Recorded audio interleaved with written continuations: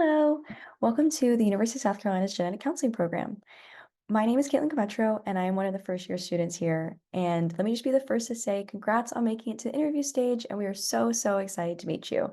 Today, we're just going to go through a PowerPoint that gives general information about our program and how we structure our curriculum and just trying to address anything you might want to know before the interview date. But if you think of any questions that you have, please don't hesitate to reach out through email. Okay, so I'm going to start us off with a little bit of a history of our program. So we were founded in 1985, and we were the 10th program in the United States and the first in the Southeast. And now we're one of over 50 programs that have been established in the US. We've received full accreditation each year that we've applied for it, and next time we will apply for it in 2029. We've been awarded the Accommodations for Excellence in 1991 and 1998 by the South Carolina Commission on Higher Education. And we have an extensive network of alumni throughout the country. So we have graduated well over 230 genetic counselors and growing at this point. And our mission here at the program is to foster the development of knowledgeable and compassionate genetic counselors through interprofessional education and community engagement. Hey everyone, my name is Maggie, and I'm going to be telling you a little bit about the alumni of our program here at USC. So as you saw in the previous slide, we are quite a historical program, which means we have a wide network of alumni all across the country. And our alumni work in many different settings, including in the clinic, in laboratories, in the industry, and more. And about 25% of US programs actually have USC alumni within leadership roles, which is exciting. This is including Boston University, Emory, Johns Hopkins, and all of the programs you see listed here on this slide. They're also involved in some pretty exciting and important projects within the field of genetic counseling. To name a few, we had some alumni that were involved in writing the first bill for licensure of genetic counselors in Utah, as well as writing policy on insurance reimbursement for genetic testing. Alumni are also involved in the National Society of Genetic Counselors and the American Board of Genetic Counseling. And it's just great to be a part of a program that has such a wide network of alumni to support us. So here are our program faculty. First, we have Whitney. She's our program director and clinical assistant professor. She teaches some of our first year courses. She's also a cancer genetic counselor. Next, we have Jessica. She is our assistant director of fieldwork, as well as a clinical assistant professor who teaches our human developmental biology courses, and she works as a prenatal genetic counselor. Next, we have Amy. She is the assistant director of thesis. She's also a clinical assistant professor who teaches some of our first year courses, and she is a cancer genetic counselor. Next, we have Chandria. She is one of our clinical assistant professors who teaches our advanced medical genetics classes, and she is a cancer genetic counselor. Next up, we have Janice. She is one of our professors who teaches some of the second year courses, and she's a genetic counselor working in the Huntington's disease clinic currently. Next, we have Morgan. She is one of our clinical assistant professors who teaches our contemporary issues classes for both first and second years. She is a prenatal and cancer genetic counselor. Next, we have Haley, who is a clinical instructor, and she's also one of our prenatal and cancer genetic counselors. Next, we have Debbie. She is our community engagement coordinator, as well as a clinical instructor, and she is a prenatal genetic counselor. Next, we have Crystal, who is a professor of psychology, so she teaches our psychosocial classes for first years. And then last but not least, we have Georgia, who is our genetic counseling program coordinator. Next, here are some of our collaborators that we work with. These people work outside of USC, but share their expertise in class or in our observations or rotations. First, we have Dr. Franti. He is actually one of the people who originally started our program at USC and has continued to work with us through working with some of our students who are in the LIND program. Next, we have Dr. Potts, who is a professor at USC School of Medicine, and he comes as a guest lecturer to some of our classes some of the time. And then the last three are Katie, Angie, and Sonia, and they're all genetic counselors who come in as guest lecturers to our classes, as well as genetic counselors that we get to observe or rotate with. In terms of our curriculum, we are a 2-year, 21 months full-time program, and this consists of 4 full semesters. So that's our fall and spring semester, our first year, and then our fall and spring semester, our second year. In between our first and second year, we also have a Maymester, and this is when we stay in Columbia for about 3 weeks and we learn some more clinical application skills before we head on to our 6-week summer clinical rotation. And this will be talked about a little bit later in this presentation. Overall, our program is 53 credit hours, so that's 39 credits classroom study, 8 credits clinical rotations, and 6 credits thesis research. Hi everyone, my name's Andrea Johnson. I'm one of the second year students at USC, and I'll be talking a little bit about some of our classes as well as our summer experiences as well. Case Conference and Contemporary Issues are 2 classes that we have with our first and second years along with all of our faculty, and these are 2 very interesting classes because they are pass-fail and meant to really just be discussion about thought-provoking aspects of genetic counseling. Our first class, which we meet on Thursdays for, is Case Conference, and this is like a weekly meeting that discusses cases that we see during our clinical rotations in the second year or observations in the first year. We also sometimes have cases that the faculty present after having a very interesting case, or if they think that it relates to something that we are currently learning, like Bayes analysis or risk assessment, for example. And we also do some board prep during this class as well with some trivia questions, which is really nice and a good way to kind of transition into your second year. We also have Contemporary Issues, which is a class we meet on Fridays for, again, with all faculty students in the first and second year. And this is a student-led discussion about current events and new research in genetics and patient care that intersects with diversity, equity, inclusion. So these conversations are usually surrounding an article that a person is presenting, and we are then led through a discussion regarding that specific article during that day. Hi everyone, my name is Julia and I am currently in first year in the program. I'm going to talk to you a little bit about what you can expect to be learning and doing over the course of your first year here. So a majority of your time in your first year is going to be spent on classwork. We also have some requirements for clinical observations and service learning within the community. But in the first semester, you're going to be taking 5 classes. 2 of these are going to be your main kind of core science classes, and these are going to be Medical Genetics 1 and Developmental Biology 1. It's also required in your first semester to take the genetic counseling process and Introduction to Genetic Counseling, and these courses are kind of designed to help you learn more about how to conduct a session and some of the less commonly thought about roles of genetic counselors. It's also expected that you attend Case Conference and Contemporary Issues, and those are on a weekly basis. In your second semester, you will also be taking 5 classes. 3 of these are going to be your main core science classes. Those are going to be Advanced Medical Genetics 1, Developmental Biology 2, and Cancer Genetics and Genetic Counseling. You will also be starting on your thesis in your second semester, so it's required that you take a thesis seminar course, and the purpose of that is to kind of guide you through the process of finalizing your idea and writing the thesis. And similar to your first semester, psychosocial aspects of genetic counseling is designed to help you navigate a patient session. Case Conference and Contemporary Issues are also going to be required in your second semester. And outside of your regular coursework, you get to do clinical fieldwork observations, and there's also a service learning component that is required for your clinical fieldwork. Each semester, you're expected to observe a prenatal, some pediatric, and some cancer sessions.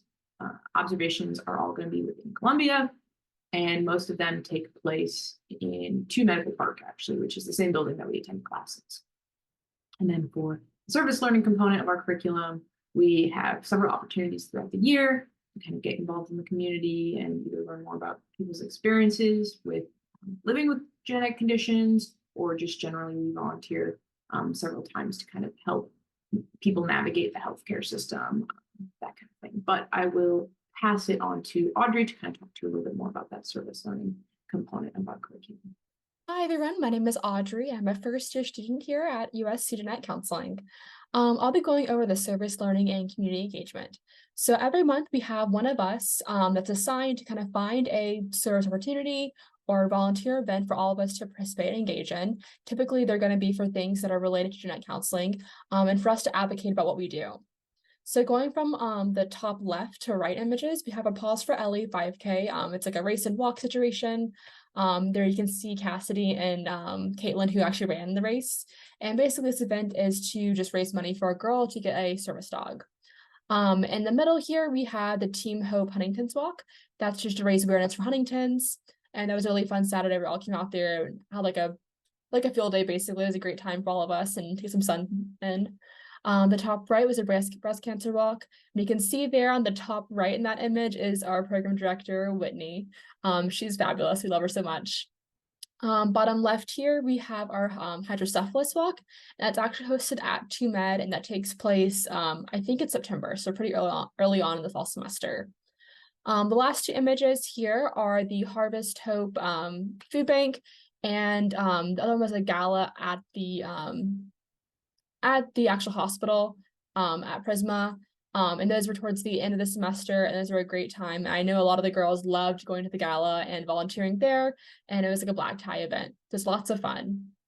And these are just a highlight of some of our service learning community engagement events. These happen all year long, and yeah, thanks. Hello, everyone. My name is Sophia, and I'm going to be talking to you a little bit about the educational opportunities that we have here at USC. These are personally some of my favorite parts of our program. I really like the emphasis of learning outside of the classroom and really getting to interact with other professionals in the field, as well as families and patients with genetic disorders and disabilities in general. One of these is coming up actually pretty soon. The Greenwood Genetics Center Conclave is put on each year. This year, the topic is exploring neurodegenerative disorders, and we're going to hear from different genetic counselors, family members of people with neurodegenerative diseases, and just staying up to date on current research in that topic. Something else that's pretty unique is our Huntington Disease Education Day is put on by the Huntington's Disease Center of Excellence here at USC. So it's a great way to interact with the neurologist that works directly with Huntington's patients, as well as patients themselves and their families. NSGC is something that is highly encouraged for all students to go to. Usually the first years attend virtually and the second years attend in person. And that's a picture on the top right corner there of the current second years in Chicago with some recent graduates from our program. And something really great about our program is that they do cover the costs for both first and second years to attend NSGC by paying for the registration. So that's a great way to promote engaging in that kind of conference. We also have a lot of opportunities through our PEAP visits and support groups to interact directly with patients. The support groups usually leaning towards cancer patients and different types of cancer and learning about the psychosocial concerns there. And the tumor boards interacting more with the oncology side of thing and the providers dealing with high-risk patients. So overall, I've been really impressed with the educational opportunities. Down in the left corner there is the first years at the newborn screening lab. So there's a lot of ways that Our summer is split up into two different sections. We have something called a Maymester and then our summer rotation. So Maymester, as you could guess, is during the month of May, and we meet every day, Monday through Friday, during the mornings to talk about certain things related to clinical skills and kind of set us up for rotation. You can kind of think of it like a rotation boot camp. So we'll kind of go back through and relearn some of the really important aspects of each different section of our previous education. So going back through prenatal, going through cancer, pediatrics, and kind of talking and breaking down some of those really big concepts that we could be counseling on over the summer and in our future rotations in the second year. We also go to the Greenwood Genetics Lab in Greenwood, South Carolina to kind of get a better feel for the technology there, as well as better understandings as to what a lab genetic counselor looks like. We also then move into our summer rotation, which is about 6 weeks long, and it's a full-time clinic rotation Monday through Friday. It can be any time during the summer after Maymester. So the start and end kind of depend on the person and where you end up going. But it's really nice to kind of dig deep into one specific rotation and get a good feel for what it's like to be in a clinical setting after, moving away from observation in the first year. So I really enjoyed the summer and it was a lot of fun. We also have our thesis that we're thinking about more so in the summer. So this is when we are prepping for IRB approval and getting those documents ready and really making sure we have a well-rounded thesis topic that's been thought through. So we are having meetings with our committee members and working through the IRB process to then get approval and start our surveys or whatever methods we're doing as soon as possible at the end of the summer. Hello, my name is Brielle and I'm a current first year. So for this slide, I wanted to highlight where a couple of us first years are headed for our summer rotations. So the summer rotation is the first time that you actually rotate under a genetic counselor as your supervisor and get to take on some cases and things. It is a 6-week rotation. And this program really supports and encourages you to choose any specialty in any region that you'd like. So just to highlight a couple places that we're headed, Oregon, Hawaii, Connecticut, Washington, D.C., Kentucky, North Carolina, Florida, and Texas are just a couple. And then to show you in the past where a few students have gone, we have gone to other countries, and we're really lucky in this program to have wonderful connections to our alumni and a lot of genetic counselors around the world. So if you're interested in staying in the States, that's wonderful. And if you're interested in going abroad, you can definitely work with our faculty to make that happen. Hi everyone, my name is Jen. I'm a second year in the USC Genetic Counseling Program, and I want to talk a little bit about our second year classes. So in the third semester, our first fall of the second year, we're taking 4 classes. One is Advanced Medical Genetics 2 as a continuation from the previous spring. We take a class called Genetic Counseling Methods that's all about professional development and talking about what life is like as a genetic counselor, talking about different things like working with social workers and chaplains and insurance and how do we manage all of these different things on a day-to-day basis. We are also getting credits for thesis, although that's not meeting in person during this semester. The other 2 classes are case conference and contemporary issues, which we have every semester. We're continuing with our service learning. It's encouraged throughout the entire 2 years of the program.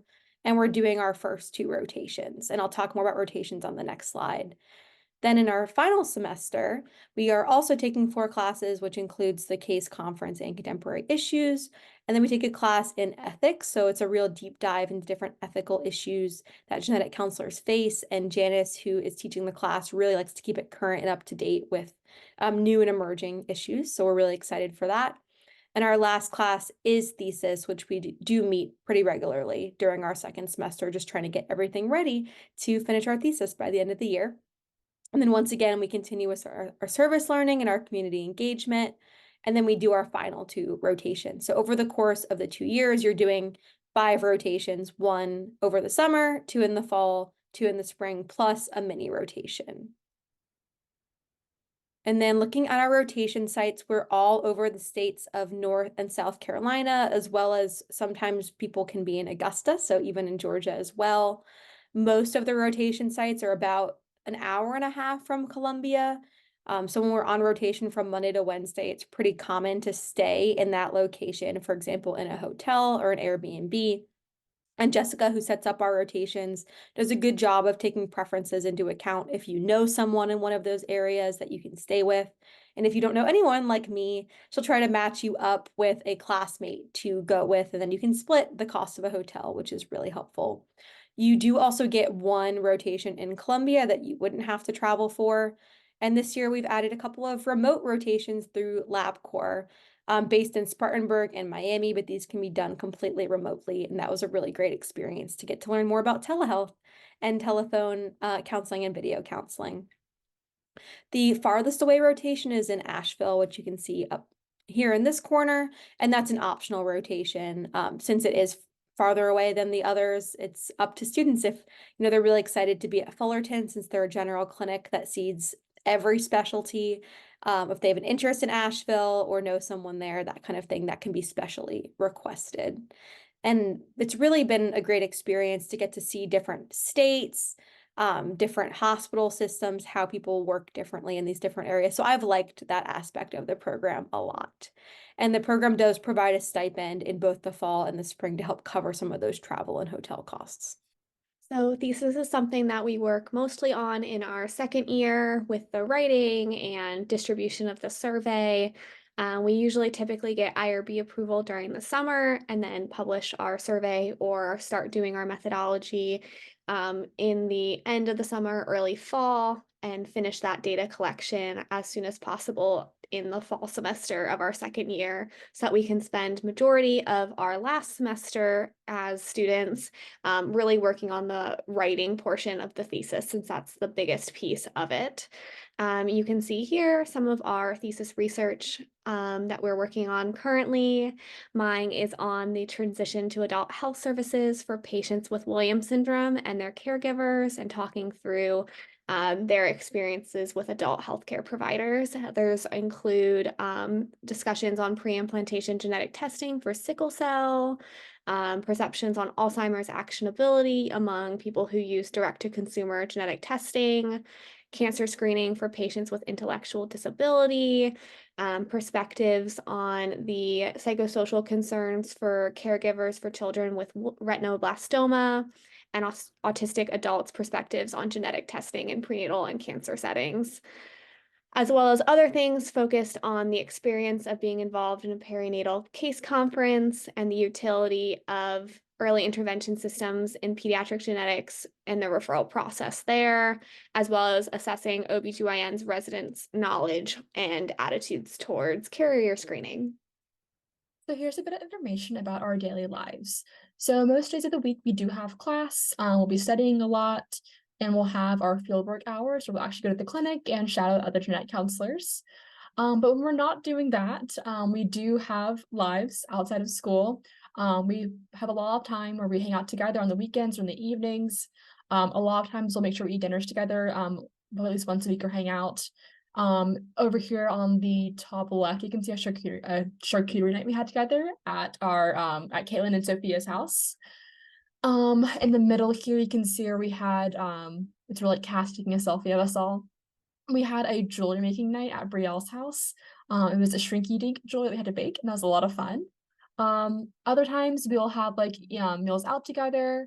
We'll have little trivia nights together, go to like sporting events like the Sager baseball games, or go to football games too on the weekends.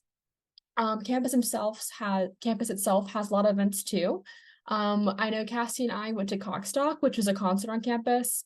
And there was and Coin was playing, so that was a lot of fun. Trying to think what else.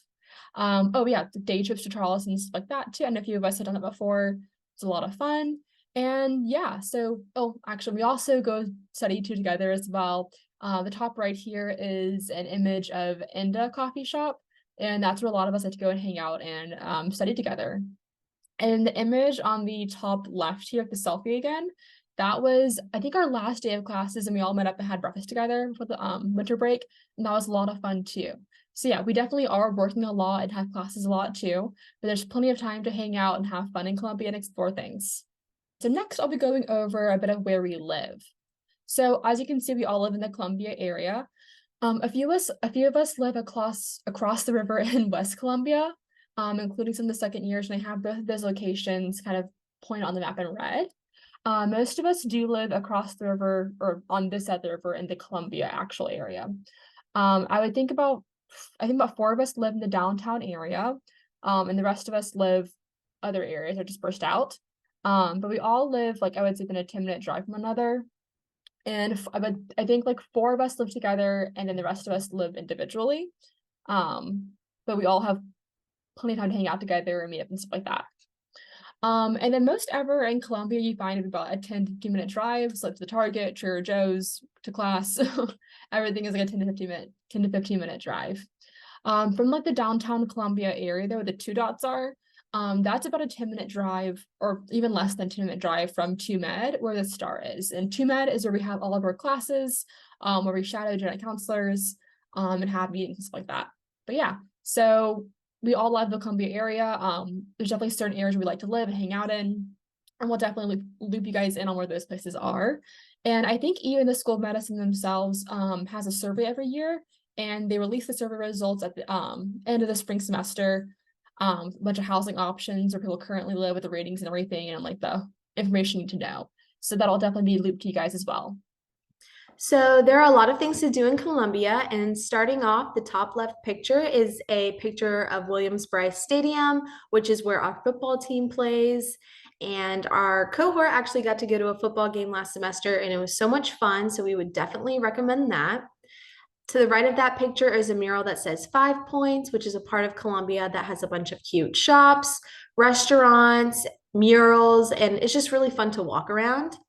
And on the bottom left corner, that picture is of Soda City Market.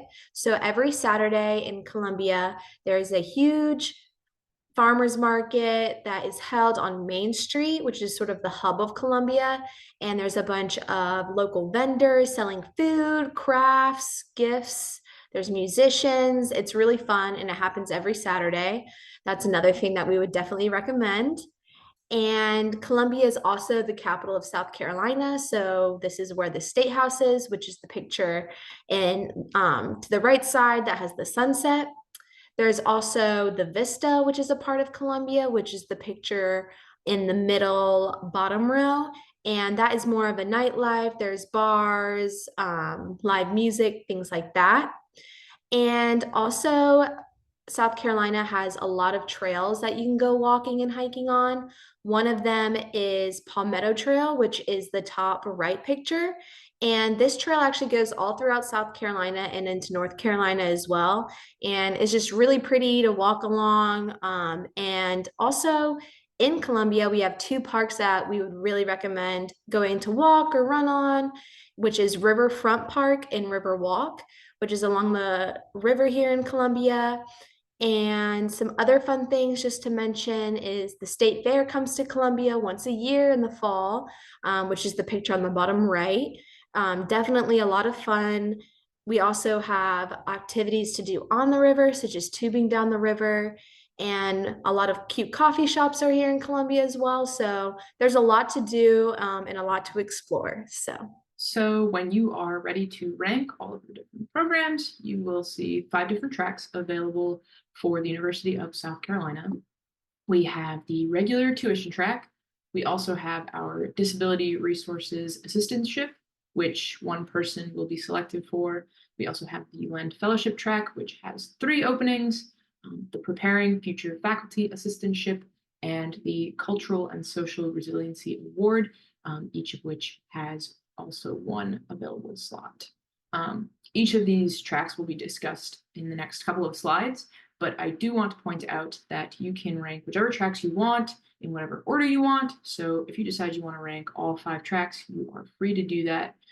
If you prefer to only rank, say, 3 of the tracks, and you want to prioritize the Disability Resources Assistantship, followed by the Lend Fellowship, and then you want to put regular tuition last, you can absolutely do that. It's just important that you take your own personal preferences in mind and rank the tracks that you prefer and think would be the most beneficial for you. Hello, everyone. My name is Sophia, and I'm going to be talking to you about my track, which is the CDR assistantship. So I work directly under the assistant director of CDR, and she kind of distributes me to the umbrella of organizations and programs that operate within CDR based on their needs at the time. So in the fall, I primarily worked at the South Carolina Assistive Technology Program, which is pictured here on the slide. And what their goal is to collect used medical equipment and redistribute that to individuals within South Carolina for free of charge, as well as collect things such as communication devices or devices that help with everyday living for individuals with disabilities at a low cost. And they also put on educational workshops. There's an upcoming expo in March that they put on every year that we will be volunteering at as a program. But it's a great way to not only learn about all the resources that are available in South Carolina, but also distribute those resources to the program or classmates, other healthcare providers that you do interact with throughout the course of this program, and show them what is available for their patients at such a low cost. And these are things that usually people have no idea are available to them. And it's a great way to distribute and educate and connect people to things that might be very beneficial and just changing and making their life a little bit easier. The plus of this assistantship is you do receive in-state tuition for both years, and you also receive a stipend for both years. But overall, I've really enjoyed my time so far working at CDR, and I'm hopeful to continue this in the future. I'm so excited. The LEND Fellowship stands for Leadership, Education, and Neurodevelopmental and Related Disabilities. It is a nationally recognized interprofessional leadership training opportunity. There are 3 available fellowships, with 1 being reserved for an underrepresented candidate. Second-year fellow receives a $3,000 stipend, and trainees are able to participate in academic, clinical, and community opportunities to build cultural competence, capacity to evaluate, diagnose or rule out, develop, and provide evidence-based interventions to individuals with autism spectrum disorder and developmental delay, and demonstrate an ability to use a family-centered approach. Hello, I will be talking with you about the Preparing Future Faculty track, or the PFF track. So this is a national professional development program, and the goal is to prepare you for a future faculty position if that sounds like something you're interested in. And the way they do that is through, they have you complete some activities around teaching, research, and service. So for example, some things I've done recently just helped launch a new telehealth curriculum to a few other genetic counseling programs that our faculty were had a grant to work on. So that was really exciting. And I've also been involved in kind of organizing and orchestrating our first year educational outreach. So that involves reaching out to local high schools and colleges, universities, to kind of spread the message and teach about genetic counseling to younger, more diverse populations. So that's been really fun.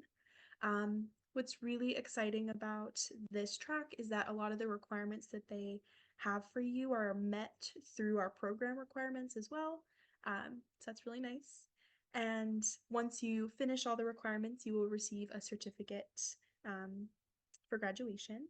I will also say, if you're interested and you want to learn more or you want to express that interest, I would say to tell Whitney about that. She's definitely the go-to for this track. And then I'll also say that with this track, you have in-state tuition for your first year and a stipend. If you want to read more about the Preparing Future Faculty, like maybe look more into the requirements just to read, you can go on the University of South Carolina Center for Teaching Excellence website. They have everything laid out there. And you can also read our blog posts. So that's posts from students that have this scholarship track. And finally, we just want to thank you for listening in, and we're so excited to meet you. If you have any questions, please feel free to reach out to any of us who have been in contact. You can find our emails on the school website, the genetic counseling website. And feel free to look us up on all of our social medias. We have Instagram, Twitter, TikTok, Facebook, and the student blog is really awesome. It's where we highlight a lot of the community engagement events that we do monthly. So definitely check those out. We look forward to meeting you, and best of luck in this interview season.